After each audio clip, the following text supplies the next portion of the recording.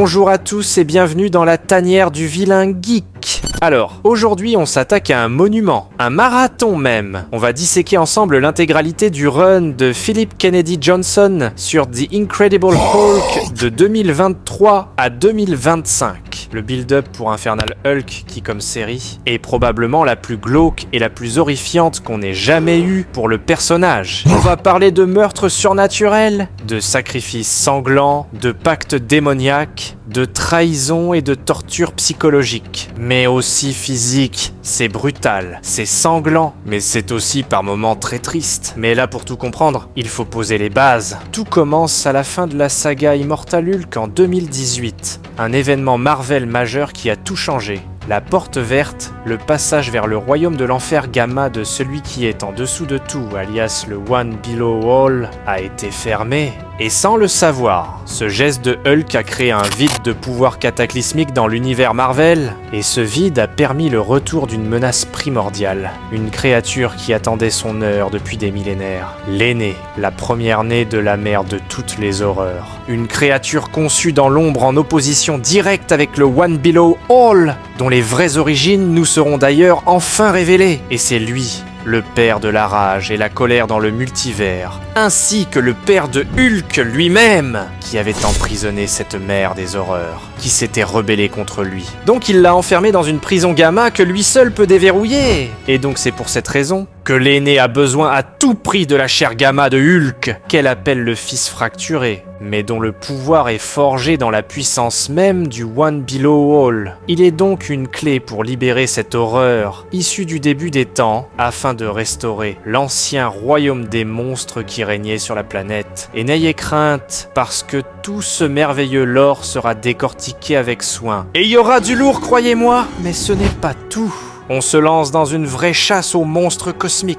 D'un côté, on a l'aîné qui lance tous les monstres de la planète aux trousses de Hulk. De l'autre, on a un Hulk, plus instable que jamais, en guerre ouverte contre Bruce Banner, qu'il cherche à effacer de son esprit pour de bon. Et au milieu de ce chaos, il y a Charlie, une jeune fugitive qui va devenir à la fois leur protégée et leur plus grande faiblesse, leur ancre d'humanité et le catalyseur de leur damnation. Cette saga va nous emmener des rues sombres de la Nouvelle-Orléans, aux plaines de l'âge de pierre, en passant par les prisons mystiques et les repères de culte macabres. Et les révélations de cette saga vont d'ailleurs complètement changer notre compréhension de la cosmologie Marvel. Donc accrochez-vous bien.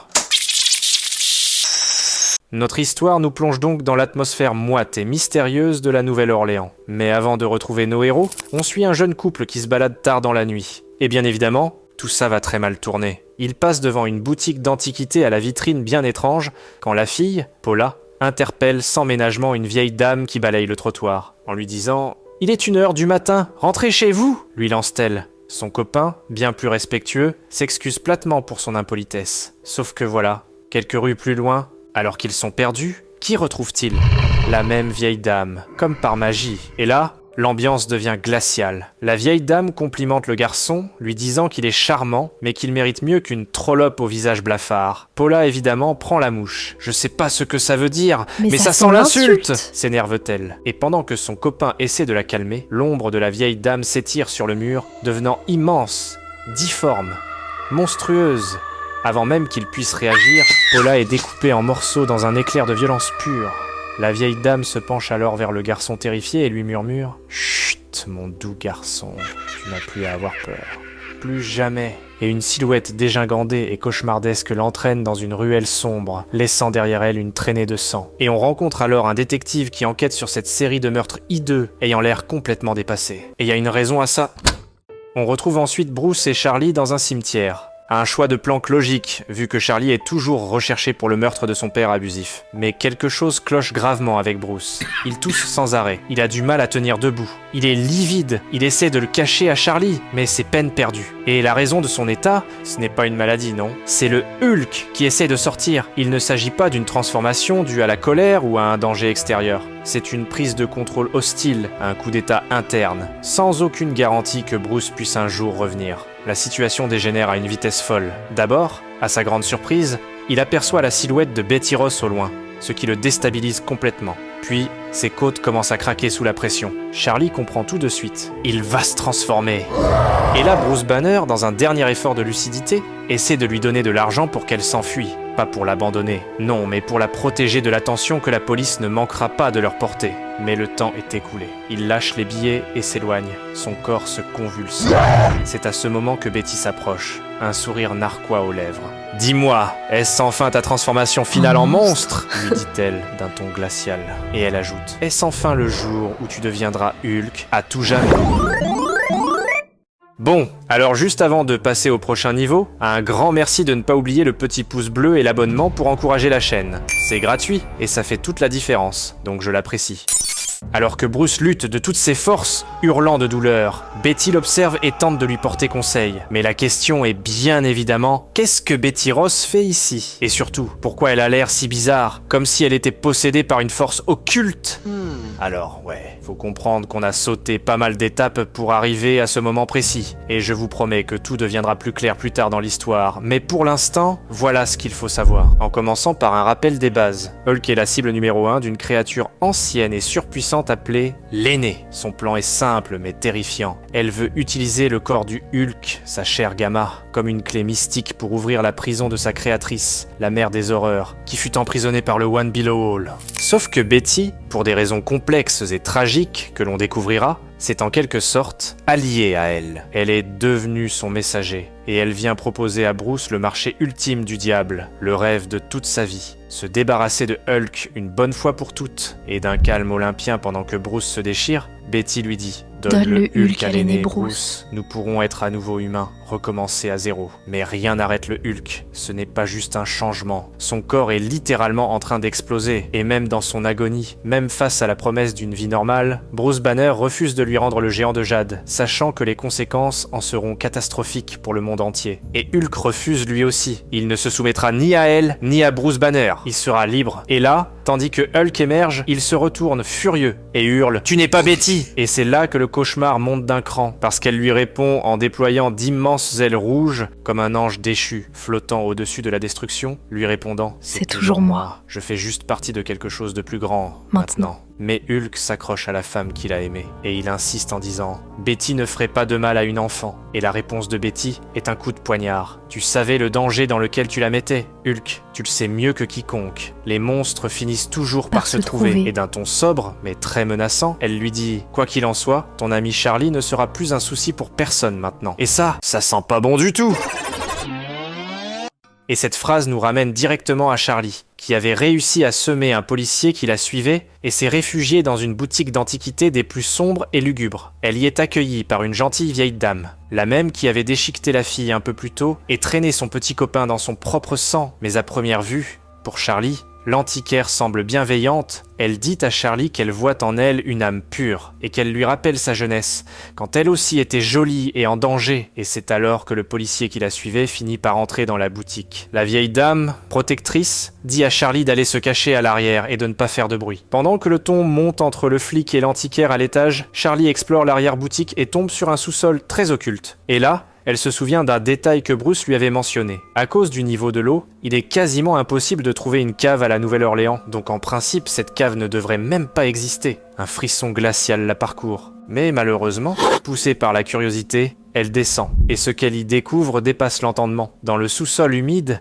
elle trouve une poupée qui ressemble trait pour trait au petit ami de Paula, celui qu'on a vu se faire enlever au début. Elle la ramasse, et de l'intérieur, elle entend des cris étouffés, des appels à l'aide. C'est à ce moment précis que la vieille dame commence à descendre les escaliers, sa voix résonnant dans la cave. « Je sais que vous aussi, vous avez un bon fond, dit-elle en s'adressant au policier. Mais je la garderai en sécurité, à l'abri de votre jugement, aux côtés de tous mes petits anges. » Et là, dans la lumière blafarde de la cave, Charlie voit l'horreur absolue. La vieille dame tient dans sa main la tête fraîchement coupée du policier. Mais là, que diable se passe-t-il ?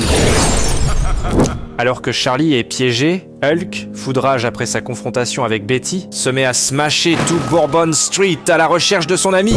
C'est là qu'il tombe sur une figure spectrale, Francis Bergeron, un détective fantôme qui hante ses rues depuis sa propre mort aux mains de la tueuse. Faut dire que ce pauvre type, il était déjà mort, mais il ne le savait pas encore. Et c'est Hulk qui le lui a fait comprendre. Et suite à cette réalisation, Le fantôme, en aidant Hulk, se souvient de sa propre enquête dans les années 1800. Il a compris que la créature, surnommée Frozen Charlotte par les journaux de l'époque, collectionne les âmes de ses victimes et les emprisonne dans des poupées de porcelaine faites de poudre d'os. Il guide Hulk jusqu'au repère de la créature, une crypte bien cachée sous une vieille église. Et dans toute sa rage, Hulk défonce l'entrée et se retrouve dans un sanctuaire macabre, un hôtel immense couvert d'innombrables poupées qui se mettent toutes à murmurer « Aidez-nous !» C'est là que la créature se révèle enfin. Son vrai nom n'est pas Charlotte, c'est Néphélé, la mère des anges déchus. Et en voyant Hulk, elle le reconnaît automatiquement comme étant le fameux fils fracturé, parce qu'elle aussi, comme tous les monstres cachés sur Terre, a reçu l'appel de l'aîné de l'intercepter, mais elle s'en fiche, expliquant à Hulk qu'elle ne se préoccupe pas de toutes ces bagatelles. Et là, elle nous sort une backstory de malade. Il y a des éons, elle était la promise de Lucifer Morningstar lui-même. Quand il a fait la guerre au paradis, il lui a promis qu'elle deviendrait la reine du ciel, la mère de tous les anges. Mais il a perdu, et elle a été exilée avec lui sur Terre, privée de sa beauté, chassée par les anges et les démons. Depuis, dans sa folie, elle collectionne les âmes pures, les enfants, ses anges, pour les protéger dans son sanctuaire des tyrans du ciel et de l'enfer. Du moins dans sa compréhension tordue de la réalité. Hulk, évidemment, n'en a rien à faire de ces histoires, et lui dit « Tais-toi, tu es stupide !» lui hurle-t-il avant de l'attaquer. Le combat est brutal, il la surpasse en force brute, mais elle est ancienne et puissante. Elle se transforme, révélant sa vraie forme d'ange déchu, et le combat les entraîne dans une dimension de poche complètement dingue, une arène de boss fight avec des îles flottantes. Mais même là, Hulk est le plus fort, il la démolit. La créature qui a terrorisé la Nouvelle-Orléans pendant des siècles, l'ange déchu qui se vantait de sa puissance, n'est plus qu'une poupée de chiffon brisée aux pieds du géant de jade. Sauf que Lucifer ne restera pas là les bras croisés, mais on verra bien si le prince des ténèbres saura faire broncher le fils du One Below All.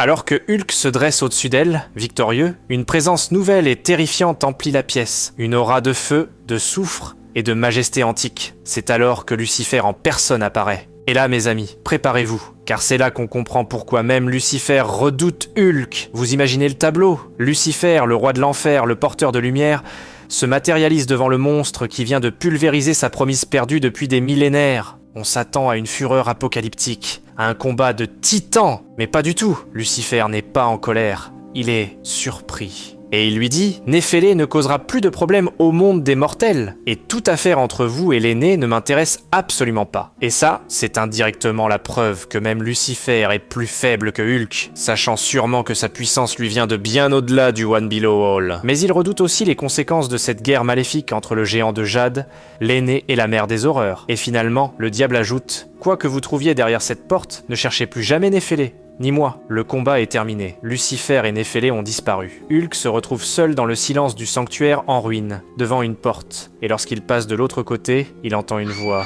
un murmure, un appel à l'aide à peine audible. Et c'est là qu'il trouve l'une des poupées sur l'autel. Et c'est la pauvre Charlie, son âme piégée à l'intérieur. Le vilain geek. Bon. Je sais que vous voulez tous savoir ce qui va se passer avec Charlie et comment Hulk va pouvoir la sortir de ce pétrin. Et croyez-moi, on va y arriver. Mais juste avant, c'est l'heure de la grande révélation. Le lore ultime de Hulk, la clé qui va donner tout son sens à la suite de l'histoire. En route vers la saga du Infernal Hulk, parce que pour bien apprécier la vraie raison pour laquelle Hulk possède une telle puissance, faut absolument faire un détour par le comics qui a tout redéfini. Immortal Hulk, numéro 50, par le génial Al Ewing. Et si vous avez vu ma vidéo au sujet de l'origine des pierres de l'infini, vous savez à quel point le lore établi par ce scénariste est fondamental à la cosmologie Marvel. Alors, ce comics nous dévoile que tout commence par un indice, un détail presque anodin au début de l'histoire de Hulk. Il s'agit des scientifiques qui ont découvert les rayons gamma, les frères Samuel et Robert Stearns. Eh bien, vous remarquerez que le nom Samuel est une évolution de Samael, l'un des noms de l'ange déchu, Lucifer, que notre ami Hulk vient de côtoyer. Et Robert, c'est un vieux nom germanique qui signifie flamme brillante. Et là, sans trop le confirmer, Ewing semble indiquer d'où vient la source primaire du gamma responsable de la création de Hulk. Quoi qu'il en soit, cette connexion au divin et au démoniaque est au cœur de tout.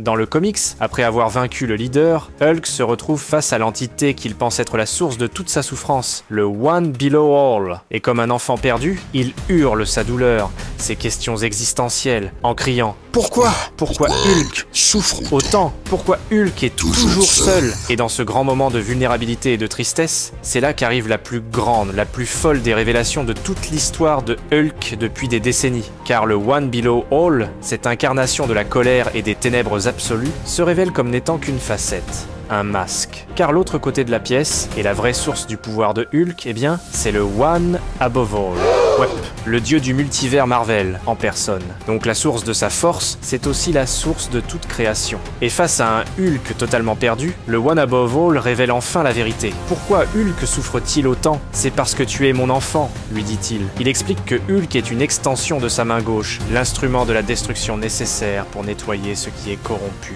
Mais il lui révèle aussi qu'il possède en lui le pouvoir de sa main droite, la création, la reconstruction.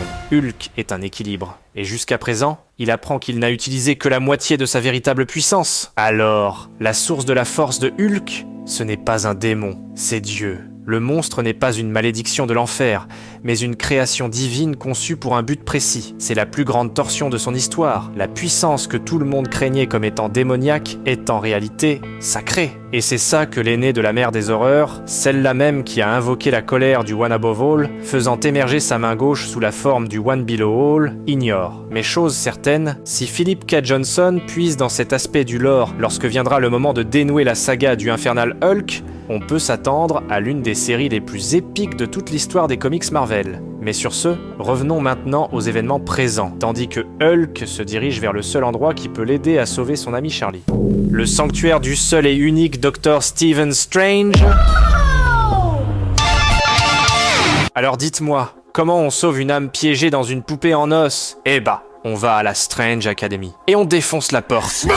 Hulk, désespéré, débarque dans l'école de magie et commence à tout casser. Il est finalement maîtrisé par le directeur par intérim, le puissant Dr. Vaudou, qui lui apprend que Dr. Strange n'est pas là. Mais malgré tout, Vaudou réussit à calmer la bête et à parler à Banner. Et c'est là qu'on a un moment touchant qui explique tout, car Vaudou lui demande pourquoi cette fille est si importante. Et Bruce, le cœur à nu, lui répond « Je ne sais même pas. Après tout, c'est juste une gamine, mais elle est blessée et en colère, comme je l'étais. Et courageuse, comme je ne l'ai jamais été. C'est de notre faute si ça lui est arrivé. Et donc Hulk et moi, on est tout ce qu'elle a. Et elle, elle est tout ce qu'on a. » Ému, Vaudou lui révèle qu'il n'y a qu'une seule solution, un acte répugnant et dangereux. Il lui montre une cage aux âmes, une prison mystique où sont enfermés les démons et esprits les plus vils. À l'intérieur se trouve un sorcier maléfique, Sumungaru le tisseur de chair, le seul être capable de recréer un corps pour Charlie. Et avec un rituel occulte et une autre poupée étrange, le docteur Vaudou envoie alors les âmes de Bruce et de Hulk à l'intérieur de la cage, parmi les âmes damnées, au péril de ne plus jamais pouvoir en revenir. Mais il y a problème parce qu'à peine arrivé dans cette dimension de cauchemar, Hulk s'attaque à Bruce, voyant l'occasion d'en finir avec lui. « Je vais me guérir de toi !» hurle-t-il, tout en resserrant la gorge de Bruce. Sauf qu'ils sont pris d'assaut par une troupe de monstres hideux et sont forcés de s'allier pour sauver Charlie. Ils finissent par trouver Sumungaru, que Hulk écrase sans difficulté, et le menace d'en finir avec lui s'il ne les aide pas à sauver Charlie avec ses pouvoirs. Mais le tisseur de chair a une révélation pour eux. Il ne peut pas restaurer Charlie, mais il sait qu'il peut. Et là, il leur donne une prophétie, ou plutôt les directives à suivre sous un langage symbolique, en leur expliquant « Dans les déserts de l'Ouest, trouve le paradis du péché. Et dans ce paradis maudit, la peau d'un dieu bestial. Et tu y trouveras ce que tu cherches. » Mais avant que Banner ne puisse en savoir plus, le sorcier lacère le torse de Hulk, et de son sang, il crée un clone parfait du géant de jade, paniqué. C'est là que Banner hurle à Vaudou de les faire sortir. De retour dans le monde réel, Banner explique ce qu'il a appris. Vaudou lui demande où il va maintenant, et la réponse de Bruce met en place toute la suite de notre saga. Il lui répond « Je me dirige là où il m'a dit d'aller. Un endroit qui ressemble beaucoup à Las Vegas. » Mais ce que ce pauvre Bruce Banner ne sait pas, c'est que Sumungaru l'avait dirigé tout droit vers le seul endroit où ni lui, ni Charlie, ni même Hulk seront en sécurité, parce qu'ils se dirigent tout droit vers l'aîné des monstres de la mer des horreurs.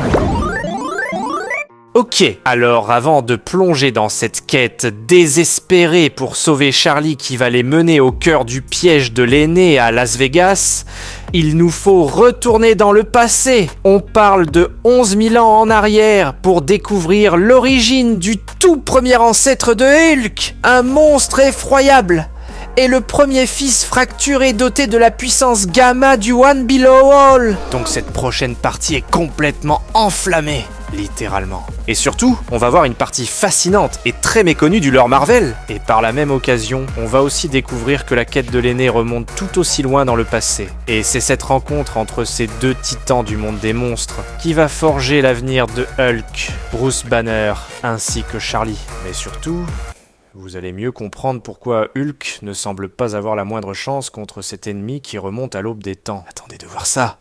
Plusieurs millénaires avant la naissance de Bruce Banner, à l'ère des chamans et des mystiques, un terrifiant monstre gamma a été créé par une puissante force venant du fin fond des ténèbres. À cette époque, l'humanité n'était qu'une poignée de tribus fragiles. On découvre l'une de ces tribus, un peuple dont la terre se meurt, et la raison est tragique. Parce qu'un jour, leur déesse mère, selon leurs croyances, avait arraché son bon œil vert et l'a jeté sur leur terre. Et cet œil, cette météorite radioactive gamma, a tout empoisonné. Et pour sauver leur tribu affamée, le chaman amène l'un des garçons du village au cratère, un brave garçon nommé Tammuz. Le chaman manipule le jeune homme, le convainquant que pour apaiser l'œil vert et sauver leur peuple, il faut offrir un sacrifice. Sauf que ce terrible sacrifice, eh bien vous l'aurez deviné, c'est le jeune Tammuz. Selon une vision reçue des ancêtres par le chaman. Donc il pousse Tammuz dans le cratère, le piégeant avec la météorite gamma, et là... l'horreur commence. L'énergie gamma pure submerge ce pauvre garçon, et tandis que ses yeux deviennent des orbes verts incandescents, il sent sa peau se boursoufler et cloquer sous la chaleur intense, et la douleur est inimaginable. Pendant ce temps, de retour au village, le fils du chaman, qui considérait Tammuz comme un frère, découvre ce que son père avait fait et en est fou furieux. Et tandis qu'une querelle éclate entre père et fils, l'un des chasseurs du village les informe qu'un monstre gigantesque a été aperçu dans les plaines. Un monstre assez gros pour nourrir tout le village pendant des semaines. Pour le chaman, cette découverte est un signe que le sacrifice de Tammuz avait porté fruit. Et cette nuit-là, ils ont voulu créer une embuscade pour piéger le monstre, mais réalisent qu'il ne s'agissait pas d'une bête comme les autres. Malgré tout, les chasseurs affamés ont combattu la bête, et grâce à une flèche qui a réussi à lui percer l'œil, ils l'ont vaincu, ne sachant pas que le monstre qu'ils venaient de tuer était le jeune Tammuz, transformé par le gamma. Alors qu'il gît, mourant, son esprit bascule dans l'abîme. Et c'est alors que le garçon traverse le monde des morts dans la région située au fin fond du multivers lui-même, le domaine du One Below All, une conscience vaste et terrifiante, une gueule béante dans la réalité qui lui dit « Je suis celui qui est en dessous de tout !» gronde la voix, en ajoutant « Avec ses mains je brise. Avec cette bouche, je hurle, et mon arme est la haine !» Et là, une porte verte mystérieuse, la même qui allait interpeller notre propre Hulk des millénaires plus tard, se dresse devant Tammuz, comme un portail cosmique entre la vie et la mort. Et Tammuz, trahi, brisé, agonisant, lui répond « C'est parfait, parce que la haine, c'est mon arme à moi aussi. » Et avec ces quelques paroles, le pacte est scellé, faisant de Tammuz le nouveau vecteur de la puissance du One Below All, le tout premier Hulk, aussi connu sous le nom du Fils fracturé, prêt à faire régner la vengeance du One Below All dans le monde des humains et des monstres, ne sachant pas qu'il allait aussi devenir la cible numéro 1 de l'ennemi juré de son père, la fille aînée de la mère des horreurs. Mais l'horreur, mes amis, n'est pas terminée, loin de là. Alors que la tribu se régale autour du feu, le chaman Shalim, ce manipulateur de génie, se lève pour un grand discours. Il regarde son peuple, le ventre plein de la chair du monstre, la graisse dégoulinant de leur menton, et il se vante. Il leur raconte comment le brave Tammuz s'est offert de lui-même en sacrifice, comment il est parti avec le sourire parce qu'il savait que son peuple était sauvé. Un mensonge ignoble pour couvrir son propre meurtre, il dévore sa chair gamma, pensant s'approprier sa force, pensant que c'est un don divin. Mais la chair du monstre est un poison, c'est un piège. Et le fils du chaman, Hadad, voit l'horreur arriver. L'œil du monstre, celui qui n'a pas été transpercé par la flèche, s'ouvre, et là c'est le chaos absolu. Ceux qui ont mangé la chair se tordent de douleur, leur corps se déforme et explose dans des gerbes de lumière verte, leurs os se brisent et se reforment en des silhouettes cauchemardesques. La porte verte s'ouvre comme une fleur macabre, tandis que le tout premier monstre gamma revient à la vie, plus puissant que jamais, imbibé partiellement de la force du deuxième être le plus puissant du multivers, et c'est ainsi que tout se termine, ou plutôt que tout commence. Alors, on remonte maintenant vers le présent, à Las Vegas, la cité du péché, là où l'aîné, caché dans son repère, observe avec ses pouvoirs de divination, à travers une mare de sang, l'arrivée imminente de notre Hulk. Mais elle n'est pas seule, elle s'adresse à une créature hideuse, lui expliquant ce qu'elle voit. « La clé est en route », murmure-t-elle. Et rappelons-nous que Hulk vient de passer un calvaire en affrontant Néphélé, l'ange déchu qui est responsable d'avoir emprisonné l'âme de la petite Charlie dans une poupée vaudou. Donc il vient à Las Vegas parce que le tisseur de chair lui a dit que c'est ici qu'il allait trouver l'artefact nécessaire pour restituer Charlie dans le monde des vivants. Sauf que voilà, ne sachant pas que cette route allait directement le mener vers l'aîné, il n'est pas préparé pour ce qui s'en vient. Et à la vue de ce nouveau fils fracturé traversant le désert pour sauver une enfant, cette scène rappelle à l'aîné une très vieille légende qui de toute évidence est sur le point de se répéter. Et c'est là qu'on est transporté 3600 ans en arrière, dans l'ancienne Assyrie. Et ce voyageur solitaire, qui erre maintenant depuis des milliers d'années, traverse un désert aride. Son but n'a pas changé, atteindre la cité déchue de Ninive. Il cherche quelque chose que personne n'a jamais pu lui donner, une mort honorable, au combat. Une mort que même les dieux lui refusent. Au fil de son périple, il croise des cadavres qui, étrangement, lui murmurent tous la même chose. Gloire à l'enfant Dieu. Soudain, des cris le tirent de ses pensées. Il découvre une famille traînée hors d'une grotte par des monstres hideux qui comptent les offrir en sacrifice à leur fameux enfant Dieu. L'un des monstres le remarque. Oh, un autre pour le festin, mais Enkidu le toise, imperturbable, tout en ajoutant « Il semblerait que les histoires étaient fausses », dit-il, avec nonchalance. Et perplexe, le monstre lui demande de quelle histoire il parle. Et là, mes amis, la transformation qu'il endure depuis des millénaires recommence. Le corps du voyageur se gonfle, sa peau verdit, sa rage explose. Il y a 2 lunes, raconte-t-il. Une vieille sorcière m'a dit que si je cherchais la mort, je la trouverais à Ninive, un royaume de monstres dirigé par le premier et le plus grand d'entre eux. Elle m'a dit qu'ici, je trouverais sûrement la mort. Mais je vois maintenant que la vieille femme avait tort. Bien qu'il y ait des monstres ici, rien de ce que je vois n'a la force de me tuer. Et il ne plaisantait pas. Il déchire ses créatures en morceaux avec une facilité déconcertante. L'un d'eux, terrifié, le reconnaît et murmure « Oh pitié, nous ne savions pas que vous étiez... » Juste avant de se faire pulvériser, le plus gros des monstres, avant de se faire couper en 2, hurle que leur aîné les vengera. Ce monstre terrifiant venait de sauver une famille. Le père lui explique le cauchemar qu'est devenu leur cité. Ils sont venus, et maintenant Ninive est maudite. Ils ont balayé la ville en une seule nuit, tué le roi et tous ses soldats, et chaque matin, leurs rangs grossissent. Avant que le voyageur ne reparte vers son destin, le père le regarde et lui dit « Je sais qui vous êtes ». Pendant ce temps, un survivant monstrueux et défiguré atteint le temple de l'enfant Dieu, qui n'est autre que l'aînée elle-même dans le corps d'une jeune fille.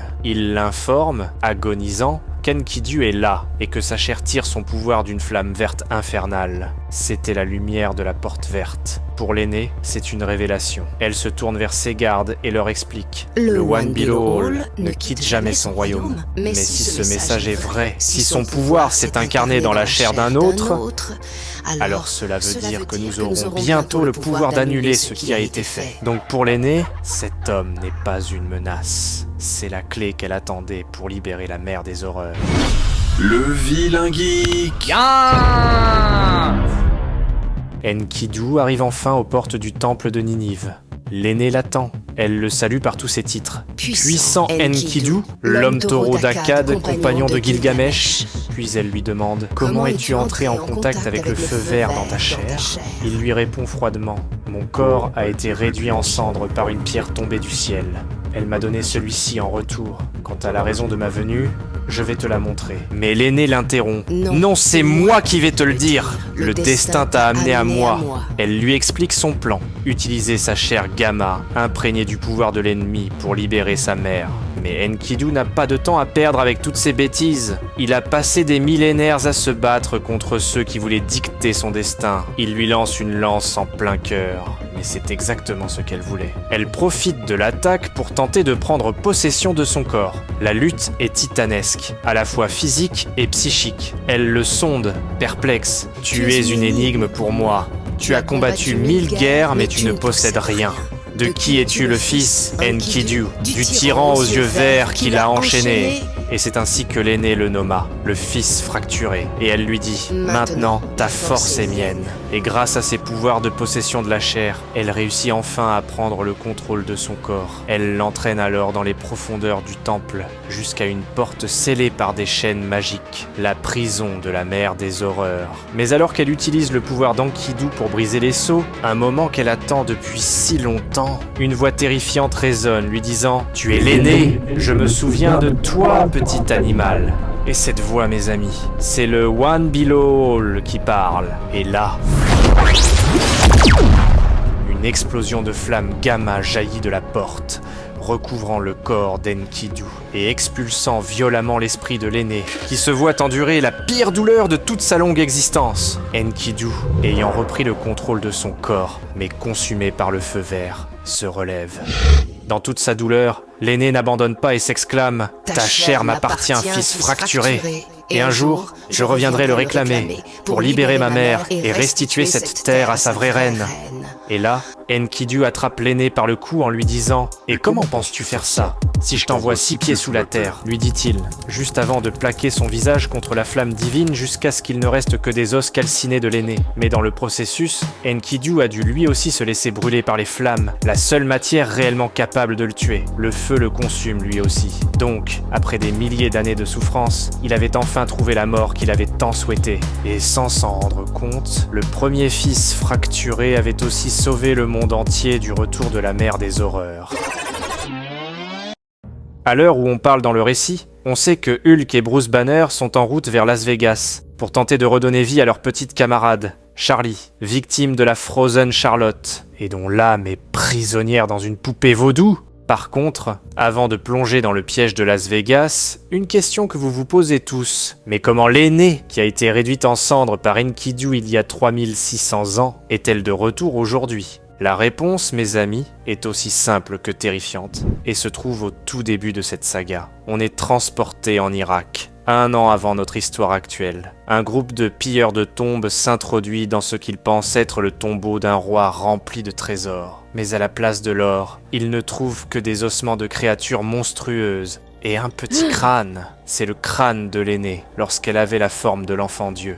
Alors qu'une des pilleuses, une femme nommée Trudy, observe le crâne. Quelque chose se passe, son corps se contorsionne. Sa tête fait un 180 degrés complet et elle murmure d'une voix d'outre-tombe « La porte verte est fermée. » Et là, son corps explose littéralement de l'intérieur, laissant place à une créature cauchemardesque qui dévore ses compagnons. Cette créature, c'est l'esprit de l'aîné. Son essence était piégée, mais la fermeture de la porte verte à la fin du run de Immortal Hulk a changé les règles. Cette porte était le canal direct vers le royaume du One Below All, le geôlier de la mer des horreurs. Sa fermeture a créé un vide de pouvoir, une opportunité que l'aîné attendait depuis des millénaires. « Je viens, mère. » dit-elle. Plus rien n'a la force de nous refuser notre royaume, car la porte verte est fermée. Elle a pris le corps de Trudy, et depuis, elle parcourt le monde, prête à réclamer son dû. Avec une seule obsession en tête, trouver et subjuguer le nouveau fils fracturé, Hulk. Ok, maintenant que vous savez comment l'aîné est revenu d'entre les morts, retournons au présent. À Las Vegas, où le piège est sur le point de se refermer. Mais avant de retrouver notre Hulk, l'histoire nous plonge dans la noirceur de cette ville. On suit 2 jeunes filles, Katie et Becky, 2 âmes perdues, qui ont tout quitté pour le rêve de Vegas, un rêve qui a viré au cauchemar. Au sommet d'un hôtel, prêtes à tout abandonner, elles sont approchées par un homme à l'allure amicale. Il leur raconte une histoire, celle d'autres comme elles, des idoles déchues qui ont cherché la gloire mais n'ont trouvé que la solitude. Si vous pouvez faire confiance à un étranger une dernière fois, leur dit-il, je vous donnerai ce que vous êtes venus chercher. Il les emmène alors dans les profondeurs de la ville, dans des grottes cachées sous le béton, un lieu sacré pour les anciens peuples, un temple secret. C'est la maison de Lycana, le repère du culte des Skinwalkers. Elles sont accueillies par une foule de silhouettes silencieuses et une vision d'horreur, une carcasse monstrueuse, mi-loup mi-chauve-souris, trônant au centre de la pièce. C'est la peau divine de Lycana. Ce soir, leur dit le guide, ils sont tous venus pour vous voir. Becky, la plus naïve des deux, se porte volontaire. Et elle dit « C'est comme une scène, on dirait. Je dois chanter ?» Et en lisant ça, je me dis « Non mais quelle naïveté, c'est pas possible. Et vous vous dites sûrement la même chose. Et c'est pas mieux avec Cathy. Le guide lui sourit d'un air carnassier et lui dit simplement « Ne t'inquiète pas, ça va t'adorer ». Elle s'assoit, sent une chaleur intense monter en elle, et c'est là que le piège se referme. Becky est sacrifiée, dévorée vivante par l'idole monstrueuse. Et ensuite, le guide lui proclame « Bienvenue, petite chose déchue, jusqu'à la pleine lune. La maison de Lycana n'adore que toi, et cette cité d'idoles est ton terrain de chasse. Et aussi glauque que ça peut vous sembler, accrochez-vous parce que l'horreur ne fait que commencer. » 30 jours plus tard, le voilà. Hulk débarque sur le strip de Las Vegas, et la scène est surréaliste. Le sol tremble à chacun de ses pas. Les touristes, au lieu de fuir, sortent leur téléphone, fascinés et terrifiés. Ils le reconnaissent comme étant l'un des Avengers, même si Hulk ne considère plus en faire partie. Mais ça, c'est une autre histoire pour une autre vidéo. Et la police, complètement dépassée, tente de raisonner le colosse. Mais Hulk n'est pas là pour faire du tourisme, ni pour se préoccuper des biens publics. Soudain, au sommet de la pyramide du Luxor, un faisceau de lumière verte transperce la nuit. C'est un appel, et très certainement aussi un piège. Et Hulk, le sachant pertinemment, y saute sans hésitation. Il s'écrase sur le toit dans une explosion de béton. Un majordome à l'allure cadavérique l'accueille. « Bienvenue, monsieur. Madame vous attend. » Mais alors que Hulk s'avance, le sbire lui bloque le passage. « Oh, l'entrée principale n'est pas pour vous, monsieur. Elle vous attend, en bas. » Et pendant que Hulk descend dans les ténèbres, on plonge dans son esprit, dans le Hulkscape. On y retrouve Bruce Banner, et il n'est pas seul. Une vision de Betty Ross est là, ses yeux brillants d'un éclat surnaturel. « Il est presque l'heure, Bruce. » lui dit-elle. Et là, elle lui révèle la nature diabolique du piège. Hulk a fait une erreur en venant ici. L'aîné a tout orchestré depuis le début, comme une partie d'échecs.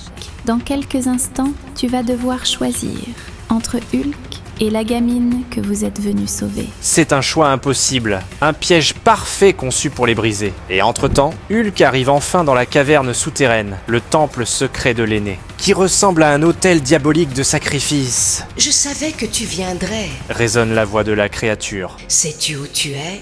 C'est le temple de Lycana, ma propre fille, mère de tous les skinwalkers.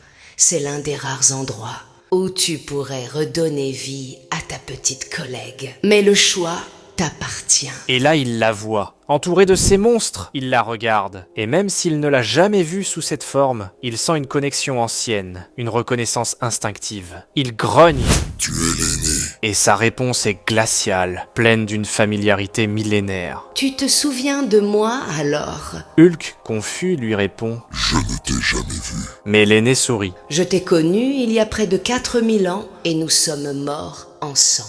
Nos os ont été enterrés l'un à côté de l'autre.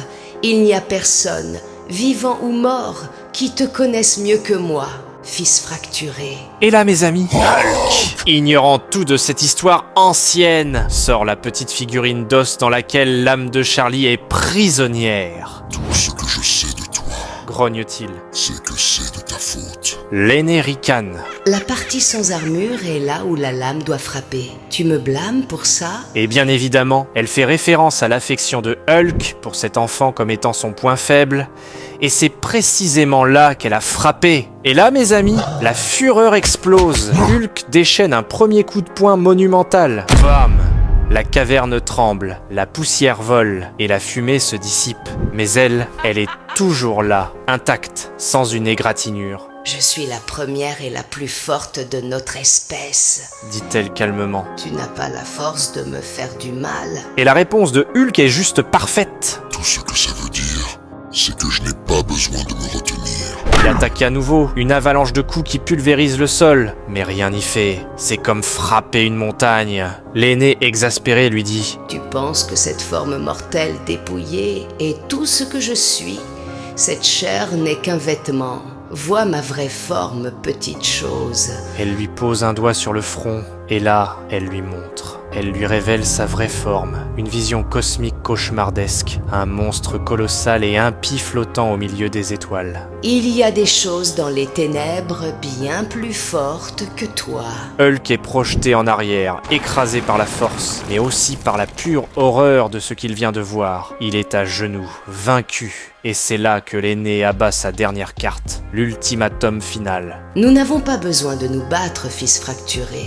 Tu as amené la fille à la maison de Lycana pour la ramener d'entre les morts, et elle le sera. Non seulement ils la restaureront, mais ils la rendront forte. Elle deviendra l'une des nôtres. Et c'est là que de nulle part, on entend la voix de Bruce Banner, emprisonné dans le psyché de Hulk, hurlant « Non, Hulk, je t'en supplie, sors Charlie de là! Ne les laisse pas la transformer en un monstre !» Et là, l'aînée, elle entend la petite voix de Banner qui crie depuis l'intérieur et se délecte de leur conflit. « J'entends la voix de ton vaisseau mortel, » dit-elle d'un ton narquois. Elle se lance alors dans une petite leçon de philosophie tordue, tout en jouant avec la figurine de Charlie. Des monstres, c'est le nom qui nous est donné par les mortels et les faibles. Mais il n'y a pas de péché dans la force. Et pour prouver ses dires, pour montrer qui est vraiment la plus forte, elle ne lui laisse pas le temps de réagir. D'un geste vif et précis, elle transperce le torse de Hulk avec une pointe osseuse sortie de son propre bras. Le choix t'appartient, lui lance-t-elle. Et l'impact est brutal. On voit Hulk, le vrai, le plus fort qui soit, casser la pointe restée dans sa chair tout en hurlant de douleur. Mais l'aîné lui relance 2 autres pointes qui traversent le géant de jade comme une barre de beurre ramollie. Un vrai carnage. Et c'est là, alors qu'il est encore sous le choc, qu'elle lui pose l'ultimatum final, le choix impossible. Donne la fille au Skinwalker ou abandonne-moi ta chair. Et au même moment, Betty présente à Bruce Banner un contrat mystique, un pacte démoniaque, tout en lui disant « Hulk ne peut pas gagner, l'aînée est trop forte. Le seul moyen de restaurer Charlie telle qu'elle était, mortelle et pure, est de te rendre à l'aîné. » C'est un choix impossible. L'aîné chope Hulk comme si c'était une peluche et le fracasse à travers un pic de pierre qui lui transperce la poitrine. Une scène qui fait passer son combat contre Thanos dans Endgame pour une bagarre de cours d'école. Donc Bruce comprend bien que c'est fini. Il n'y a plus d'espoir, plus d'autre choix. Il doit sacrifier Hulk à l'aîné, la tête baissée. Bruce prononce enfin les paroles du pacte. Mais juste avant ça, il dit à son alter ego « Hulk, je suis vraiment désolé. » Et voulant sauver Charlie, il prononce « En échange du corps et de l'âme restaurée de Charlene Tidwell, j'abandonne à tout jamais ma chère à l'aîné. » Ça y est, Hulk a été sacrifié. L'aîné exulte, tandis que des chaînes mystiques s'accrochent à Hulk pour l'emprisonner. Et le destin du monde entier est peut-être condamné à l'horreur totale. Ouf. Je vous laisse un petit moment pour respirer avant de passer au prochain chapitre du numéro 19. Et pendant cette petite pause, merci d'encourager la chaîne en vous abonnant. Et si c'est pas pour vous, peut-être au moins un petit like si tu kiffes quand même la vidéo. Ok, let's go!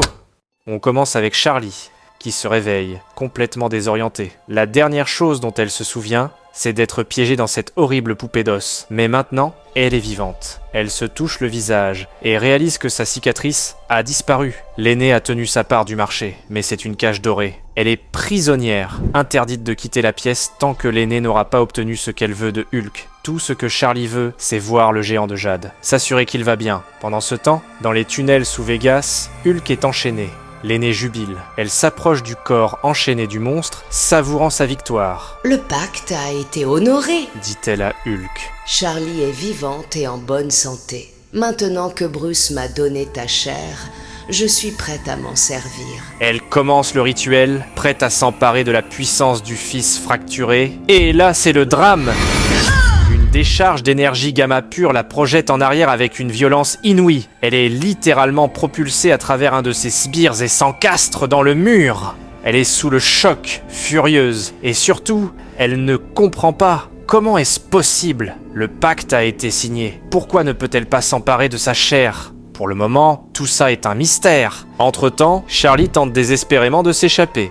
Mais rien à faire, c'est une prison magique, peu importe ce qu'elle fait. Elle est piégée, surveillée en permanence par les sbires de l'aîné. Et simultanément le pauvre Hulk, enchaîné dans sa cellule, a une conversation amère avec Banner dans son esprit. Les chaînes, lui explique Bruce, sont forgées dans le premier firmament, la première réalité à avoir existé. Elles sont incassables, un peu comme les eaux de l'entropie, pour ceux qui ont vu ma vidéo sur la saga Avengers Forever. Mais là, Bruce Banner, malgré la folie de la situation, peut pas s'empêcher d'exprimer sa profonde rancœur en se moquant de Hulk, lui disant « Alors, c'est ton tour dans la chambre de torture. La haine entre les deux est à son comble. » Mais Hulk n'est pas seul. Une lueur d'espoir surgit des ténèbres. C'est Katie, la jeune fille qu'on a vue au début, celle dont l'ami a été sacrifié.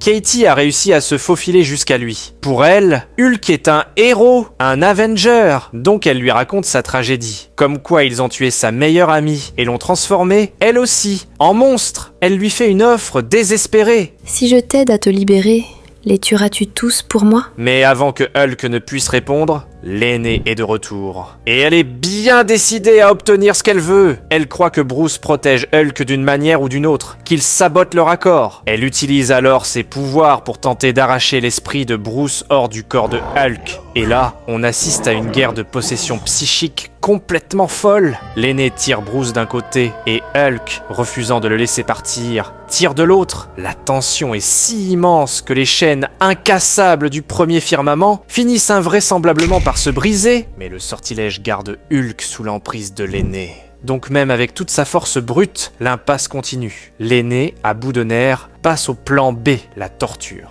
Amenez-moi, Charlie. Hurle-t-elle à ses gardes. Elle va se servir d'elle comme levier pour faire plier Bruce et Hulk. Mais Katie, qui a tout vu depuis l'ombre, n'hésite pas une seconde. C'est sa chance. Elle court libérer Charlie avant qu'il ne soit trop tard. La fuite est désespérée. Katie guide Charlie à travers les grottes. Mais Charlie hésite. Mais attends un peu, où est Hulk ? Lui demande-t-elle avec inquiétude. Oublie Hulk. Parce qu'ils vont le tuer.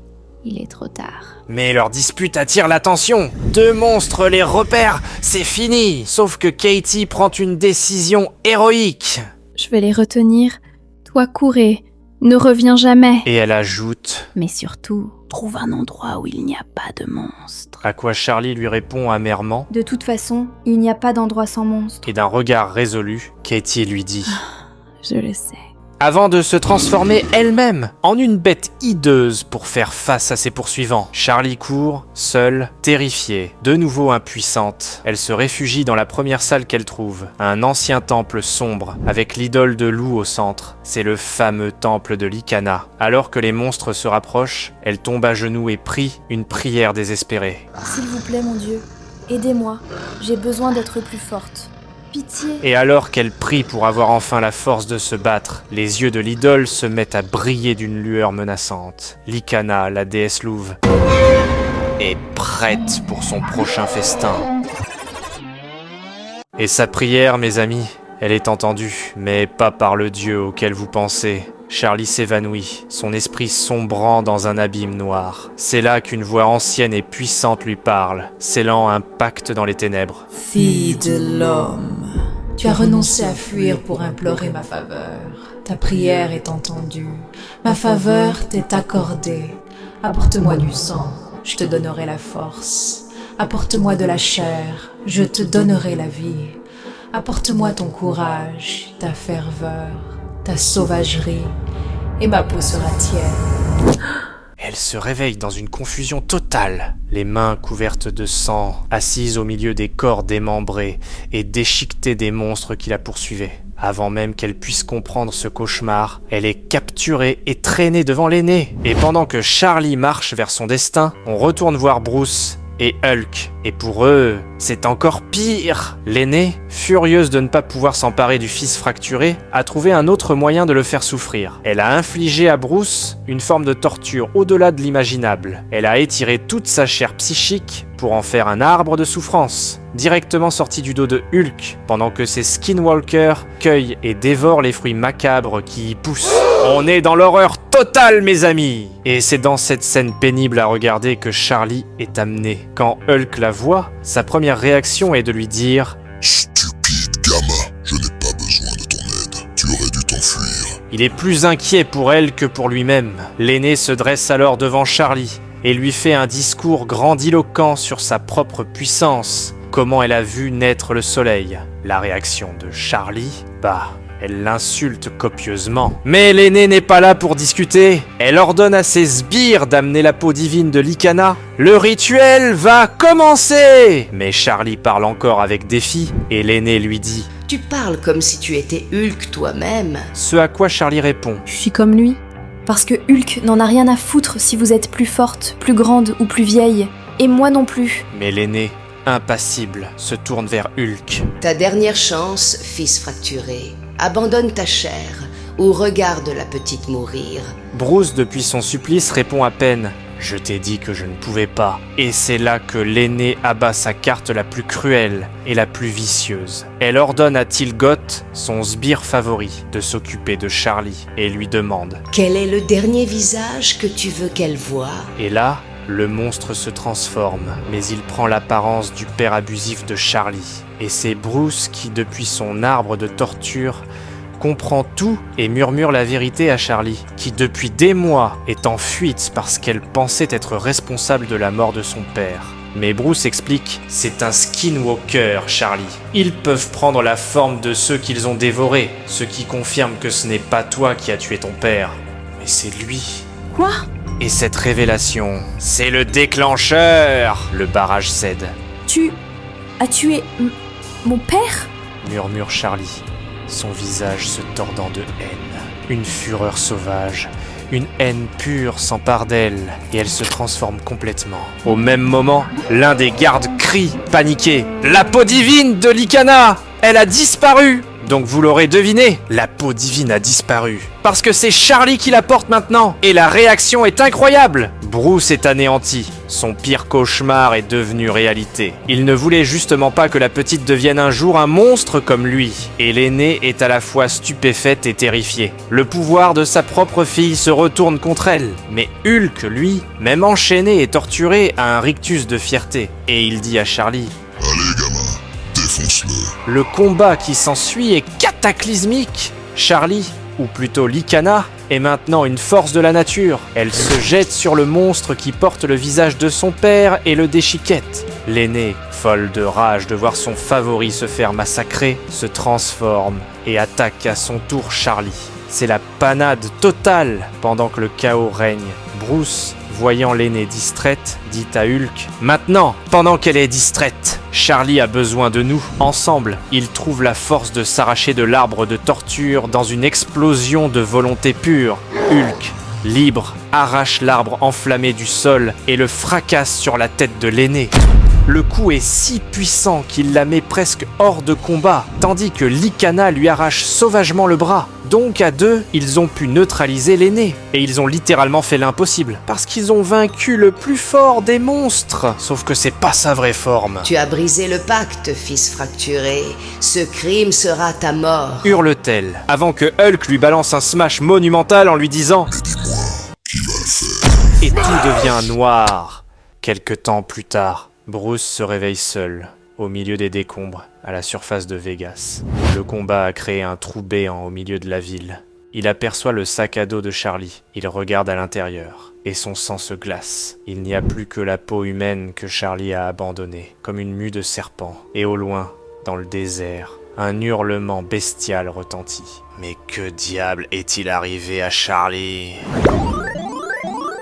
Bon, alors là on avance maintenant dans le temps, sautant du numéro 20 à 26. Après leur évasion cataclysmique de Vegas, Hulk et Charlie, désormais monstres elle aussi, ont pris la route. Mais la peau divine de Lycana qui habite Charlie ne lui apporte pas que la force. Elle lui apporte aussi une soif de sang, faisant d'elle une dévoreuse de chair. Lorsqu'elle se transforme en la bête, Charlie a faim, constamment, qui la pousse à commettre des actes de plus en plus violents. Et dans un état second, sans même s'en souvenir. Sauf que malheureusement, des innocents ont dû mourir sous ses griffes incontrôlables. Elle lutte. D'un côté, elle adore ce nouveau pouvoir, cette force qui l'empêche d'être à nouveau une victime. De l'autre, elle est terrifiée par le monstre qu'elle devient. Chaque combat, chaque rencontre a enfoncé Charlie un peu plus loin dans sa nouvelle nature monstrueuse, sous le regard de plus en plus inquiet d'un Hulk rongé par la culpabilité. Et cette tension atteint son paroxysme un soir, au coin d'un feu de camp. Charlie, toujours en conflit avec elle-même, se persuade que si les animaux de la forêt ne les craignent pas, c'est la preuve qu'ils ne sont pas de vrais monstres. Mais Hulk, lui, sait la vérité. Il sait que le destin qui attend Charlie est un enfer éternel, parce que sans le savoir, elle a vendu son âme à cette créature de l'enfer. Et cette culpabilité le ronge, parce que Hulk se dit que c'est sa faute. Donc, il est distant, silencieux et profondément hanté. Charlie, ne comprenant pas sa douleur, se dit qu'elle devrait en parler avec Bruce Banner. Profitant de ses nouveaux pouvoirs monstrueux, elle se projette astralement dans l'esprit de Hulk, dans le Hulkscape, pour essayer de parler à Bruce, pour le libérer. Mais ce qu'elle y découvre la glace d'effroi, parce qu'elle réalise que le Hulkscape, l'endroit où réside Bruce lorsque le géant de jade est en contrôle, n'est pas du tout un simple paysage mental, c'est un royaume de torture. Un enfer personnel où Hulk, tel un geôlier démoniaque, soumet l'esprit de Bruce à des souffrances inimaginables. Elle voit Bruce enchaîné, torturé, brisé. Et le pire, c'est qu'elle voit une version cauchemardesque de Hulk se délecter de cette souffrance. Horrifiée, Charlie est expulsée du Hulkscape. Dans le monde réel, elle s'est trop approchée du feu, et la moitié de son visage est gravement brûlée, ravivant la cicatrice que son père lui avait infligée, celle que l'aîné avait effacée. La douleur physique n'est rien comparée au choc psychologique. Elle regarde Hulk, son héros, son protecteur, et elle ne voit maintenant plus que le monstre, le tortionnaire de Bruce. « Reste loin de moi !» lui hurle-t-elle. J'ai vu ce qui se passe. J'ai vu Banner. On devait être les gentils. On n'est pas des monstres. Sauf que si, on est exactement comme toutes les choses qu'on a tuées. On est comme eux. Et dans un dernier cri de désespoir et de dégoût, elle se transforme en sa forme de Lycana la plus vicieuse et s'envole dans la nuit en hurlant. Je ne veux pas être comme eux. Et Hulk, voyant son ami s'envoler au loin, réalise une fois de plus qu'il est véritablement seul, abandonné, mais peut-être aussi pour la première fois, libre. Et au fond, c'est peut-être mieux comme ça, sachant que Hulk n'en a pas fini avec l'aîné, qui va continuer de le traquer. Mais juste avant de repartir en guerre contre les ténèbres, le géant de jade va traverser une petite aventure sombre et tragique qui va lui rappeler qui il est vraiment, et que contrairement à ce que Charlie ou Bruce pensent de lui, il n'est pas un monstre, mais un héros. Vous regardez le vilain geek. Notre histoire sombre commence donc dans les bois du Tennessee. Hulk a enfin trouvé ce qu'il cherchait. La paix, le silence, la solitude. Parce qu'il n'y a plus de Banner pour le tourmenter, ni de Charlie pour lui rappeler ses échecs. Il est seul, et ça lui va. Sauf que sa tranquillité est de courte durée. Il tombe nez à nez avec un gamin, un certain Peter, qui joue seul avec un bâton. L'enfant, pas le moins du monde effrayé par le colosse vert, lui demande comment il est devenu si grand. Et Hulk, avec son tact légendaire, lui répond simplement « C'est plutôt toi qui es petit, gamin ». Alors que Hulk tente de s'éloigner, Peter l'interpelle. « Ici, ce sont mes bois, donc ce terrain de jeu est à moi ». Il lui montre un dessin gravé sur un arbre. Sa mère, sa petite sœur et leur bus. Il se présente et lui demande s'ils peuvent être amis. À ce moment précis, les mots de Charlie résonnent dans la tête de Hulk. Nous sommes des monstres, tout comme ceux que nous avons tués. Poussé par ce souvenir douloureux, il répond un « non » glacial à la demande du garçon. Mais alors qu'il s'enfonce plus loin dans la forêt, Peter le met en garde. « Tu ne devrais pas aller par là.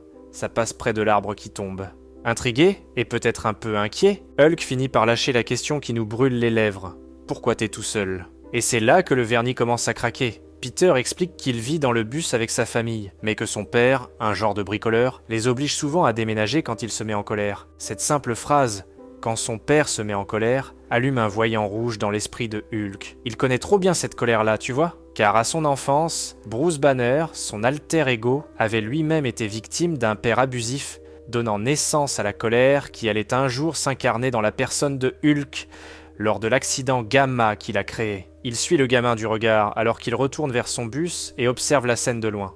Il ne voit rien d'anormal au premier abord, juste une famille en marge de la société. Il décide donc de les laisser tranquilles, du moins pour le moment. 2 semaines passent et une sorte d'amitié silencieuse se noue entre le géant et l'enfant. Ils traînent ensemble dans les bois de Peter. Le gamin lui demande s'il est un héros, comme les Avengers, ce à quoi Hulk répond un non catégorique. Et là, l'enfant, avec toute son innocence, lui dit que son daron ramène souvent plein de trucs du taf, des choses comme de l'argent, des ordinateurs, des consoles de jeux, mais qu'ils ne peuvent pas les utiliser, parce qu'ils n'ont ni électricité ni télé. C'est là que l'histoire prend une tournure encore plus étrange. En jouant, Peter envoie sa balle près du fameux arbre qui tombe. Et paniqué, refuse d'aller la chercher. Hulk ne comprend pas pourquoi cet arbre est-il si important, mais Peter esquive la question, la tête basse, en murmurant juste qu'il aimerait avoir une maison avec une télé. Mais Hulk se doute bien qu'il y a quelque chose de très louche dans toute cette histoire. La 3e semaine, les choses s'accélèrent. Une nuit, alors que Hulk est seul dans les bois, la voix de Banner, toujours prisonnier au fond de son esprit, se fait entendre. « Tu as menti à ce gamin », lui reproche-t-il, et lui dit également qu'ils savent tous les deux que cette petite famille est en danger avec ce père, et qu'ils ont le devoir d'intervenir pour arrêter ça, et d'agir comme les héros qu'ils sont vraiment.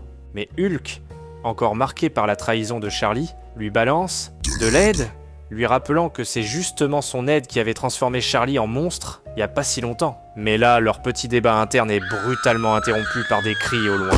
Un coup de feu! Oh non! Ça vient du campement de la famille de Peter! Hulk s'approche, dissimulé par l'obscurité, et ce qu'il voit confirme ses pires craintes. C'est le père qui est de retour. Et il est complètement paniqué, et le père s'exclame. Travis est blessé, et il nous a tiré dessus, hurle-t-il. Il ordonne ensuite à sa femme de tout remballer, car ils doivent déguerpir et sur le champ. Mais la mère, elle refuse catégoriquement. Elle lui dit « Le bébé est malade, on ne peut pas bouger comme ça !» Mais surtout, elle lâche une phrase qui glace le sang, en lui disant « On ne peut pas laisser Peter ici comme ça, c'est hors de question !» Pendant ce temps, le petit Peter est apparu aux côtés de Hulk, comme sorti de nulle part, et lui murmure « Il est encore en colère, ça veut dire qu'on doit encore partir. » Et là, Hulk, épris d'une lueur inquiétante, demande à Peter « Qu'est-ce que ta mère voulait dire par « te laisser comme ça ?»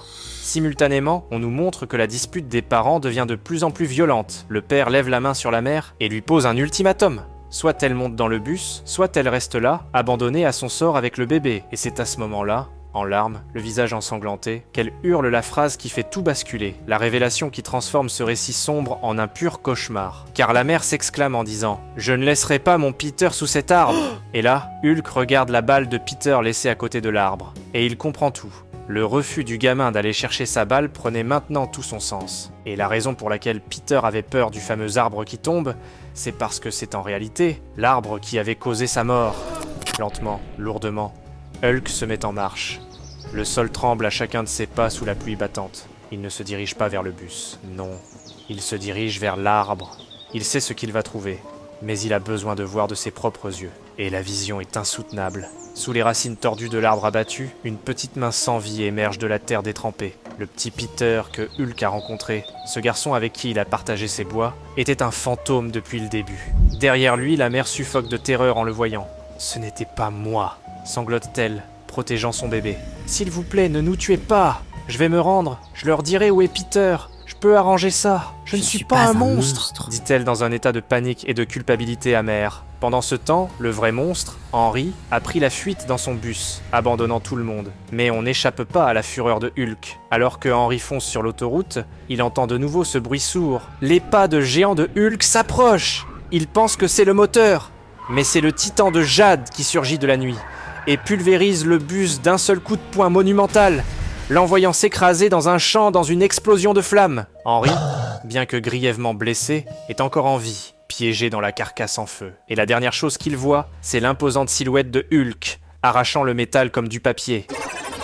« Tu n'es pas réel !» balbutie le père. Et Hulk, le visage tordu par une rage pure, lui hurle « Il est toujours dans les bois! Un monstre l'a tué !» Et avec une colère électrifiée par sa rage pure, Hulk abat ses poings sur l'épave, laissant ce monstre ignoble et répugnant brûler vif.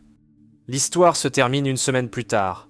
La mère de Peter a tenu parole. La police est sur les lieux. Et Hulk, dans une scène d'une infinie tristesse, est assis près de la souche de l'arbre, parlant avec le fantôme de Peter qui lui dit « Ma petite sœur va vivre chez ma grand-mère maintenant. Est-ce que je devrais y aller aussi pour veiller sur elle ?» Et Hulk, avec une sagesse qu'on ne lui connaît pas souvent, lui répond « Tu peux aller là où tu veux. Parce qu'il n'y a plus de règles quand personne ne te cherche. » Il s'excuse alors. « Désolé gamin, je suis arrivé trop tard pour t'aider. » Mais Peter, avec un sourire, lui dit « Tu as sauvé ma sœur. » Et c'est un truc de héros, ça. Il lui tend alors sa balle, puis s'approche de sa mère et de sa petite sœur, Ashley, qui peut elle aussi le voir. Et il dit « Je vais rester avec ma sœur et lui apprendre des trucs de héros à elle aussi. » Et Hulk reste seul face à la tombe vide, la balle de son ami fantôme à la main, ne réalisant pas qu'une force maléfique, d'une horreur inimaginable, le guette au loin. Quelque temps plus tard, on retrouve Hulk au fond de l'océan, dans un silence presque méditatif, paisible, mais aussi inquiet, car même dans les profondeurs, il ne peut échapper à lui-même. Malgré tout, il finit par s'endormir, et quand il se réveille, échoué sur une plage, un message l'attend, tracé dans le sable par Bruce depuis le fond du Hulkscape, lui disant « Protège Dr Vaudou ». Hulk est un peu perplexe, mais sa réaction est néanmoins pleine de mépris, et il lui dit « Laisse-moi tranquille, Banner. Le seul danger ici, c'est toi. » Pour lui, c'est une autre manipulation de son alter ego. Il ignore l'avertissement et continue sa route, escaladant une montagne enneigée, cherchant toujours plus de solitude. C'est là que le piège de l'aîné commence à se refermer. Une lueur étrange apparaît sur sa poitrine, un sceau magique qui se fissure, et Hulk ressent une douleur qui ne lui est pas familière. Et l'aîné, qui l'observe à distance, s'adresse à lui à travers un cadavre abandonné sur la montagne, lui disant « Enfin, le sceau s'affaiblit, fils fracturé. Bientôt, ta chair sera mienne. » Hulk semble avoir été mystérieusement projeté de la montagne, et il atterrit lourdement de retour au plein cœur de la Nouvelle-Orléans, et ce n'est pas une coïncidence. À peine a-t-il touché le sol qu'il est accueilli par une vieille connaissance, l'inspecteur Francis, le détective fantôme qui l'avait aidé un peu plus tôt. Celui-ci est ravi de le voir, car une nouvelle perturbation surnaturelle a eu lieu à la Strange Academy, donc il faut agir. Hulk, sans un mot, le suit jusqu'à l'académie en ruine. L'endroit est désert, couvert de toiles d'araignées macabres et jonché de corps étranges, faits d'os et de cire de cadavres. Soudain, l'un d'eux prend vie et l'attaque. Mais pour Hulk, ce n'est qu'un jouet. Il le démolit en quelques secondes. C'est là que le vrai traître se révèle. Du corps brisé du monstre émerge une nouvelle figure spectrale. Ce n'est pas Jericho Vaudou, c'est son frère jumeau décédé, Daniel Drum. Il a toujours été jaloux du pouvoir de son frère. Et il a fait un pacte avec l'aîné. C'est lui qui révèle la vérité à Hulk. Et lui dit... Sais-tu pourquoi l'aîné n'arrivait pas à posséder ton âme ? Eh bien, mon frère a placé un sortilège de protection sur ton vaisseau humain. Et c'est ça qui protège ton âme. Mais quand l'aîné l'a appris, elle est venue chercher et torturer mon frère. Mais moi, j'ai choisi l'aîné. Je ne ferai pas la même erreur. Et là, il livre Hulk à son pire ennemi, tandis qu'une araignée monstrueuse surgit de l'ombre, servant de portail interdimensionnel, et ses pattes entraînent le géant de jade à travers la réalité cachée, le tirant vers un plan d'existence cauchemardesque appelé... le plan du Requiem. Et c'est ici, mes amis, que tout a commencé. Et c'est aussi ici que tout va se terminer. Dès son arrivée dans ce cimetière d'ossements titanesques, il voit une silhouette familière. Betty Ross. Où sommes-nous ? Grogne Hulk, et sa réponse est glaciale et pleine de révélations. Là d'où nous venons, Hulk. L'endroit où celui qui est en dessous a émergé. Où la mer des horreurs a été brisée. Là où le Gamma est né. Elle lui explique que le sceau de Vaudou est presque détruit et qu'il doit le sauver. Mais Hulk se méfie. Tais-toi, c'est sûrement l'aîné qui t'envoie. Pourquoi Hulk te ferait confiance ? Et la réponse de Betty est un avertissement terrifiant. Parce que le seul moyen pour toi de sauver Dr Vaudou, de me sauver ou de te sauver toi-même, c'est de la tuer. Au loin, un son étrange, un chant mystique maléfique résonne à travers le plan. C'est quoi ce bruit stupide ? Demande Hulk. Betty le regarde avec des yeux pleins de secrets et de tristesse et lui dit « Je vais te montrer. Suis-moi, Hulk, et je vais tout t'expliquer. » Et voilà mes amis, on y est! Le grand final approche à grands pas. Donc allez chercher un autre expresso, parce que faut surtout pas lâcher. La confrontation ultime entre Hulk et l'aîné est imminente, et je vous garantis que ce qui va suivre va vous choquer. Mais avant de plonger dans cette bataille qui va sceller le destin de l'univers, j'ai une autre belle petite surprise pour vous. Un détour par les pages les plus sombres et les plus secrètes de l'histoire de Marvel. Car pour comprendre l'enjeu de ce combat, pour saisir la véritable nature de la menace, Philip K. Johnson va nous faire remonter très loin dans le temps, à l'aube de la création. C'est probablement le plus grand changement dans la cosmologie Marvel depuis des décennies, une révélation qui explique enfin l'origine des dieux anciens, alias les Elder Gods, comme Keton ou Gaïa. Un mystère qui faisait spéculer les fans depuis toujours. Et tout ça est lié à Hulk. Alors, installez-vous confortablement, car on va enfin découvrir la véritable origine de la mer des horreurs, et de celui qui est en dessous. Tandis que Hulk et Betty marchent dans ce cimetière cosmique, au milieu des ossements de créatures divines oubliées, Betty lui demande « Ne veux-tu pas savoir ce qui s'est passé ici, Hulk ?» Hulk ne répond pas, donc elle lui dit « Demande-leur, Hulk. Tous ces morts n'ont rien oublié de leur passé. » Et là, fidèle à lui-même, Hulk grogne avec mépris. « Les choses mortes ne parlent pas, Betty. » Mais Betty le regarde, un petit sourire en coin, comme si elle connaissait un secret que lui-même ignorait encore sur sa propre nature. Et sa réponse est une référence directe à tout ce qu'il a vécu récemment, avec le petit Peter et le détective Francis. Hulk, tu le sais très bien. Les morts parlent plus que les vivants. Et pour le prouver, elle le pousse à interagir avec ce royaume de souvenirs. Quand Hulk pose la main sur l'un des crânes titanesques, son esprit est immédiatement inondé de visions, d'échos d'un temps immémorial. C'est violent, chaotique. Il ne comprend pas tout ce qu'il voit. Et pendant que Hulk revit l'histoire en silence, Betty devient sa traductrice. Sa guide à travers les âges. Au commencement, explique-t-elle, celui au-dessus de tout créa la Terre. Et avec elle, le démiurge, la force primordiale qui y sema la vie, et de lui naquirent les dieux anciens. Mais une anomalie survint, une goutte d'ombre vivante, qui n'était pas issue du One Above All, mais d'elle-même. Elle prit le nom de Vinruviel, celle qui n'a pas été conviée. Cette ombre, Vinruviel, était jalouse. Pendant que les dieux anciens dormaient, elle planta des graines de corruption dans leur chair.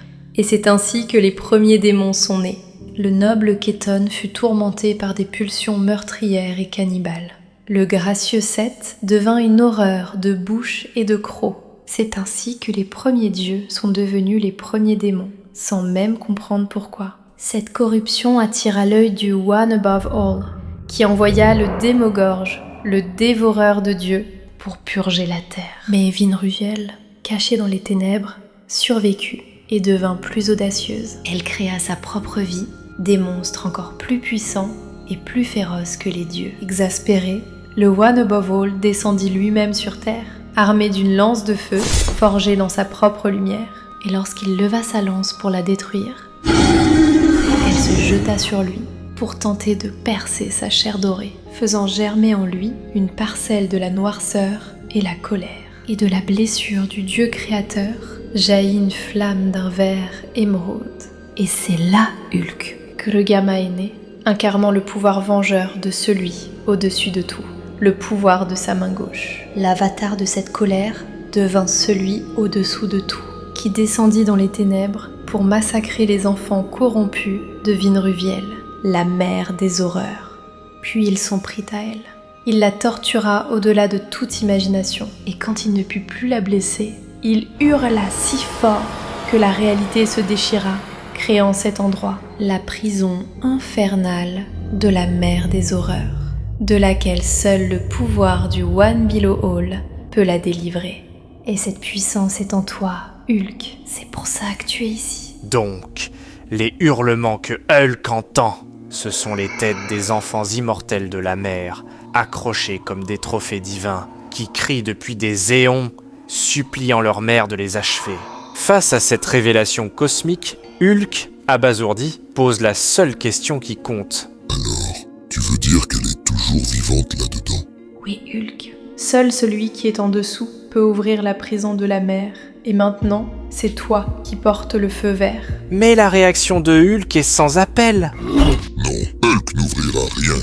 C'est à ce moment qu'il entend quelqu'un tousser au loin. Il se précipite et découvre enchaîné et torturé le docteur Vaudou.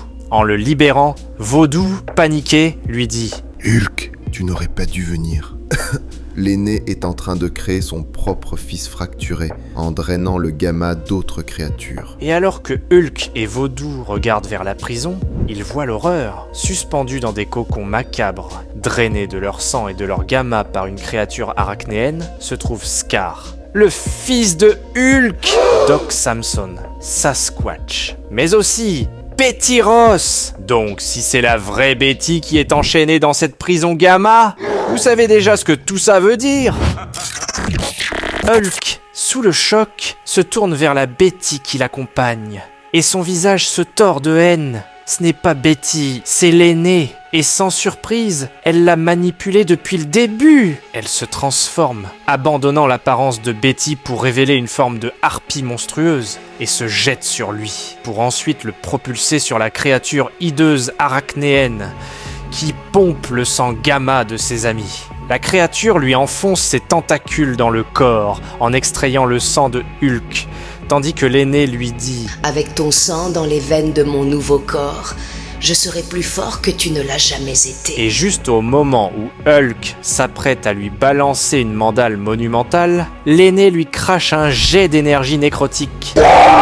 Assez puissant pour fondre la moitié de son visage. Mais même défiguré, Hulk n'en a rien à battre. Il domine le combat. Sauf que l'aîné lui dit « Nous avons presque terminé, fils fracturé. » Et la réponse de Hulk est parfaite. « Celle qui est fracturée, dit-il en lui écrasant les os de son bras. C'est toi. » Mais juste au moment où Hulk lève ses poings pour le coup de grâce, c'est là que tout bascule. Dans son esprit, une voix résonne. C'est celle de Charlie. On n'est pas des monstres. Et ce souvenir l'arrête. En plein vol, dans ce moment de lucidité absolue, au milieu de cet enfer cosmique, Hulk fait un choix. Le choix qu'il a refusé toute sa vie. Il refuse d'être le monstre, de devenir comme elle. Il la regarde et il lui dit simplement « Hulk n'est pas comme toi. » Mais dans ce jeu diabolique et injuste, cet acte d'héroïsme lui causera sa perte. L'aîné profite de cette hésitation. Elle sourit, tandis que la créature lui injecte le sang gamma qu'elle a soigneusement collecté, incluant maintenant celui de Hulk. Et elle lui dit « Toute chair est mon droit de naissance, fils fracturé. J'ai porté la harpie juste pour t'amener ici, pour prendre le feu vert dont j'avais besoin. Et maintenant, c'est fait. » Hulk se retourne et voit la nouvelle forme de l'aîné, qui ressemble à celle de son ancien ennemi. L'abomination, mais d'une version encore plus monstrueuse et surtout plus puissante. Une créature qui le toise et lui dit « Affronte enfin ta mort, fils fracturé, et célébrons la renaissance de l'âge des monstres. » Le combat qui s'ensuit pousse les limites. Cette nouvelle abomination, dopée par le pouvoir de l'aîné, est d'une puissance inimaginable. Hulk se bat avec la fureur du désespoir, mais il est surclassé. L'aîné le frappe, brisant ses os, le projetant contre les chaînes de la prison de sa mère. Chaque coup est un pas de plus vers la défaite. « Ta chair m'appartient !» dit-elle. Mais Hulk n'a pas fini. Il contre-attaque et lui fracasse un crâne monumental dessus tout en lui hurlant. « Combien de tes os je dois casser pour que tu la fermes ?» Malgré tout, elle tente à nouveau d'enfoncer son bras dans le torse de Hulk pour s'emparer de sa chair, mais constate que le sortilège du docteur Vaudou est encore actif. Donc elle lui dit « Même maintenant, une trace de la protection du docteur Vaudou subsiste en toi. Je ne peux prendre ta chair, ou plutôt, je ne peux prendre celle de Banner, mais moi aussi, j'ai ma propre magie. Donc, il est temps pour toi et Banner d'être enfin libres l'un de l'autre. » D'un geste surnaturel, elle plonge sa main dans le torse de Hulk et elle en arrache l'essence même de Bruce Banner. Elle le jette au sol, une forme humaine frêle et impuissante. Hulk, privé de son encre d'humanité, sait que c'est la fin, et dans un dernier souffle, dans un moment d'une tristesse infinie, il se tourne vers l'homme qui a été à la fois sa prison et sa raison d'être, et il murmure avec un regret sincère qui transperce le cœur. « Banner, tu avais raison, pour la gamine. » Et dans un tout dernier souffle, conscient de ce qui est sur le point de se passer, il lui dit humblement « Dis-lui que je suis désolé. » Hulk ? Enfin. C'est fini. L'aîné se jette sur le corps désormais sans âme de Hulk, le déchire, et enfin, elle prend le contrôle. Elle a gagné. Possédant enfin le pouvoir du fils fracturé, elle se tourne vers la porte de la prison de sa mère. Le pouvoir du feu vert coule en elle. La serrure cosmique cède. Elle entre. Elle avance dans les ténèbres, appelant sa créatrice. Mère, je l'ai fait. Je suis venue te ramener à la maison. Mais seul le silence lui répond. Elle s'enfonce plus profondément, jusqu'à trouver le trône de la mère des horreurs. Et ce qu'elle y trouve est impensable. Le corps de sa mère est là, mais il est inerte. Sans vie, la mère des horreurs est morte. Pendant un instant, l'aîné est dévasté. Des millénaires de complots, des océans de sang versés. Et tout ça pour rien. Elle crie follement « Lève-toi !» Et dans un acte de folie et de blasphème ultime, elle hurle « Si tu ne veux pas te relever, alors je prendrai ton pouvoir pour moi. » Et là, sous nos yeux, elle commence à dévorer la chair de sa propre mère. Elle se gorge de sa puissance primordiale, riant comme une démente. Et le comique se termine sur ces mots glaçants. La porte verte est fermée. Celui qui est en dessous est parti. La mère est partie. Le fils fracturé n'est plus. Donc, tout ce qui reste, c'est Hulk.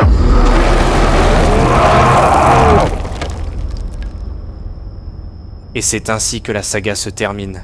Ou plutôt, que le cauchemar commence. Tout ce qui reste, c'est ce monstre, l'infernal Hulk. Et tandis que cette nouvelle abomination contemple sa victoire, Philip K. Johnson nous laisse lire dans les pensées de l'aîné. Je me souviendrai de celui nommé Bruce Banner, qui a longtemps porté un poids que peu d'immortels auraient pu endurer. Je sais maintenant que même avant de devenir Hulk, Banner était l'un des nôtres. C'était un monstre bien avant que la lumière de la porte verte ne tombe sur lui. Ambition nourrie par la faiblesse, amour corrompu par la violence, brillance tordue par la folie, des actes indescriptibles au service de la grandeur, de la jalousie et de la vengeance. Oh là là, mais très vilain Geeks. Je sais pas trop ce que l'aîné veut dire par là. Mais ça sent pas bon pour Bruce Banner. Mais ce n'est pas le pire, car ses pensées se tournent ensuite vers l'avenir, vers ses futures proies. Je m'interroge sur ses compagnons, les soi-disant héros de cette époque. L'araignée, le soldat, celui vêtu de fer, s'ils étaient corrompus, brûlerait-il d'une flamme aussi vive que celle de Banner? Alors voilà mes vilains geeks, on a traversé toute la saga The Incredible Hulk de 2023 à 2025. Merci énormément d'avoir partagé cette saga incroyable avec moi. Mais n'oubliez pas, ce n'est que le commencement. Donc restez aux aguets pour la nouvelle ère des monstres dans l'univers Marvel. Ici même sur cette chaîne, qui s'annonce être des plus démentiels. Mais soyez sympas et dites-moi ce que vous avez pensé de cette vidéo et de cette histoire. Ciao les amis!